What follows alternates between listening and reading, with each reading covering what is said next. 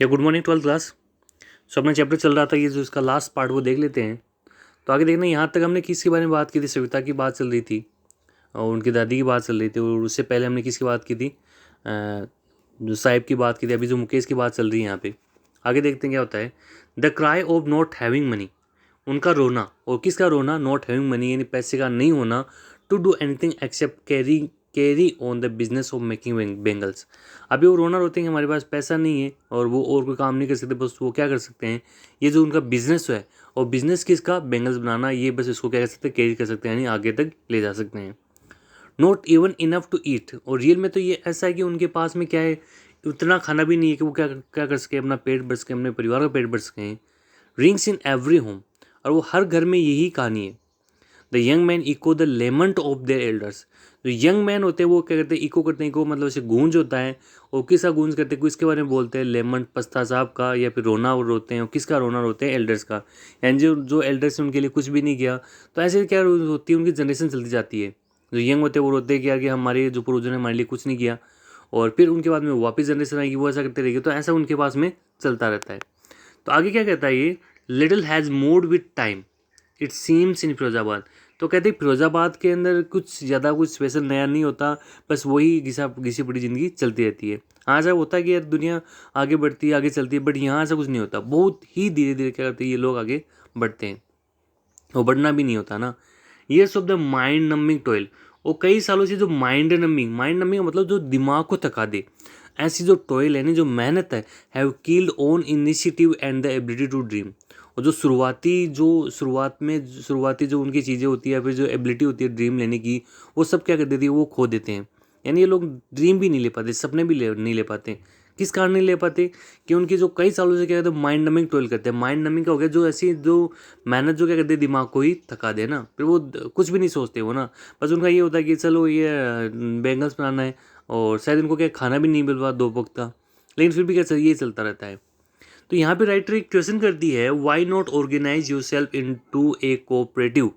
तो यहाँ पे जो राइटर है वो इनसे ये क्वेश्चन करती है कि आप कोऑपरेटिव क्यों नहीं हो जाते? कोऑपरेटिव मतलब सहकारी तो होता है, या इसका मतलब समझ सकते हो कि आप एक संगठित क्यों नहीं हो जाते।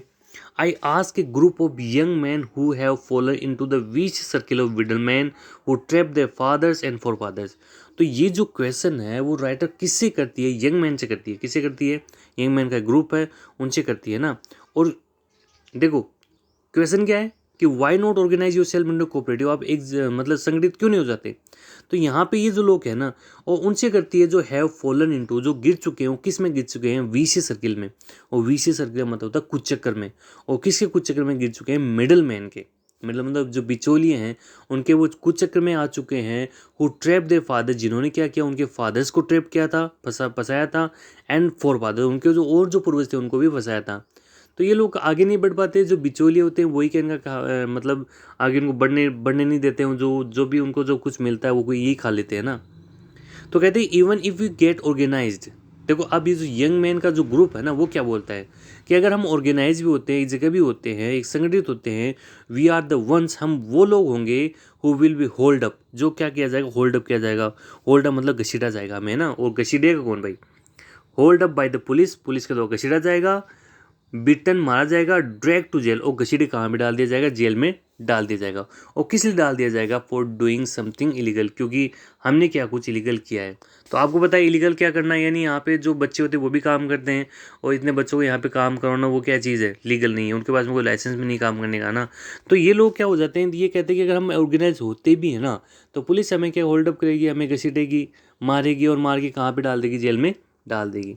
देश से ऐसा वो बोलते हैं। There is no leader among them, अब उनके बीच में क्या कोई लीडर नहीं है। No one who could help them see things differently, और ऐसा कोई बंदा नहीं है जो क्या चीज़ों को क्या डिफरेंटली देख सके, कुछ और सोच सके उनके लिए। बट ऐसा कुछ है ही नहीं ना उनके बीच में। अब क्या हो रहा है? Their fathers are as tired as they are. देखो उनके फादर्स भी वो भी थक चुके थे, और ये जो यंग हैं ये भी थक चुके हैं।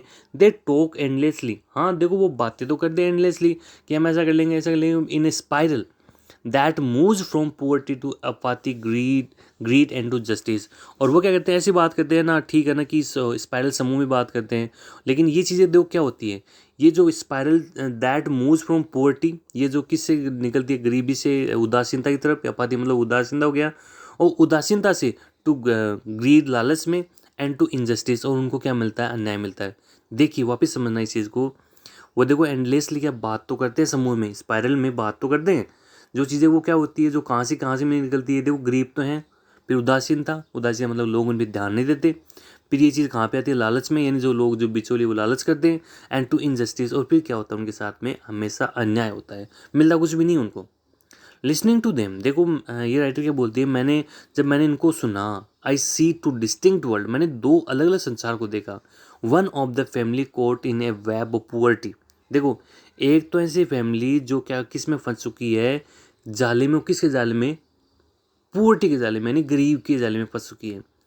और दूसरी क्या, burden by the stigma of caste in which they are born, और एक ऐसे जो क्या क्या बता रहा है कि स्टिग्मा उनका कलंक है, वो कलंक किसका, एक कास्ट का, यानी ये इनका ये कहना है कि जिस कास्ट में उनका जन्म हुआ ना, वही काम उनको करना पड़ेगा, यानी अगर रेक पिकर में होता है रेक पिकर का काम करना पड़ेगा ना, और बेंगल का है तो बेंगल का करना पड़ेगा।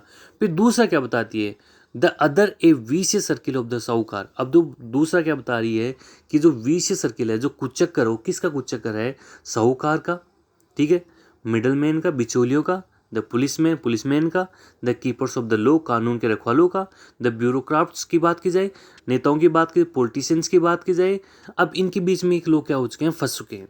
देखो एक सर्किल कौन सा बताया, एक तो ये बताया कि ऐसे लोग जो क्या है, वो ऐसे जो उनका जो कास्ट का वो स्टिग्मा है, वही दाग धब्बा लिए हुए है ना, कि जिस कास्ट में जन्म हुआ है उनका वही काम करना है। और जो दूसरे जो लोग हैं ना, वो किस में फंस चुके हैं, बिचौलियों के, साहूकार के बीच में, पुलिस के बीच में, वो लोग क्या कर चुके हैं, फंस चुके हैं। आगे देखो राइटर क्या बोलता है, together they have impose the baggage on the child that he can not put down. अब दोनों ने क्या कर दिया, इम्पोज यानी लाद दिया है, और क्या लाद दिया भाई, ये है ना बेगेज, ऐसा बेगेज डाल ना, बैग डाल दिया, बैग लगा दिया है, यानी ऐसा ऐसा सामान बैग डाल लगा दिया ऑन द चाइल्ड, उस बच्चे पे, that he can not put down, वो उस बैग को क्या कभी नीचे नहीं उतार सकता। भाई अगर साहिब की अगर बात करें तो साहिब वाले क्या करते हैं, उनके वही वही कुछ थोड़ा सा वो क्या करते हैं, ऐसा कुछ वो रखते हैं, बैग रखते हैं जिसमें क्या कुछ वो कचरा डालें, या फिर अब उनका क्या हो गया, जो अगर इनकी फिरोजाबाद की अगर बात की जाए तो यहाँ पे भी ये लोग क्या करते हैं, उनका कौन सा बैग हो गया, मतलब ये उनका चूड़ियाँ बनाना, और चूड़ियाँ उनको हमेशा ज़िंदगी में बनानी पड़ेंगी ना। अब आगे क्या होता, राइटर कहता है, बिफोर ही इज अवेयर, वो जब तक कि क्या अवेयर होता है, वो जो जागरूक होता है, he accepts it at as naturally as his father, और वो क्या कहते हैं, उसको एक्सेप्ट कर लेता है, स्वीकार लेता है, जैसे उसके पापा ने क्या कहते स्वीकारा था। To do anything else would mean to dare, जो कुछ करना इसका मतलब क्या करना, डेयर करना, क्या करना, हिम्मत करना। And daring is not part of his growing up, और डेयरिंग उनकी लाइफ का कोई पार्ट है ही नहीं है ना, हिम्मत तो उनकी पार्ट उनकी ज़िंदगी में हो ही नहीं सकता। When I see a flash of it in Mukesh, जब मैं मुकेश के अंदर ऐसी किरण जब देखती हूँ, आई एम चीयर्ड, मैं खुश होती हूँ। क्यों होती हूँ, क्योंकि कोई तो ऐसा है जो इससे परे जा रहा है, यानी वो डेयर कर रहा है। आई वॉन्ट टू बी है मैकेनिक, और मैं क्या बनना चाहता हूँ, एक मोटर मैकेनिक बनना चाहता हूँ। ही रिपीट्स, वो रिपीट करता है, he will go to a garage, वो गैराज में जाएगा, एंड लर्न, और सीख लेगा।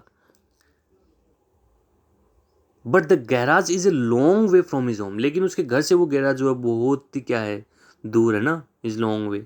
आई विल वॉक इंसिस्ट, वो जो दो लोग बोलता है कि मैं वॉक कर लूँगा, चला जाऊँगा वहाँ पे। Do you also dream of flying plane, तो यहाँ पे राइटर वापस एक क्वेश्चन करती है, क्या तुम्हारा ऐसा सपना भी है कि क्या मैं प्लेन को उड़ाऊँ।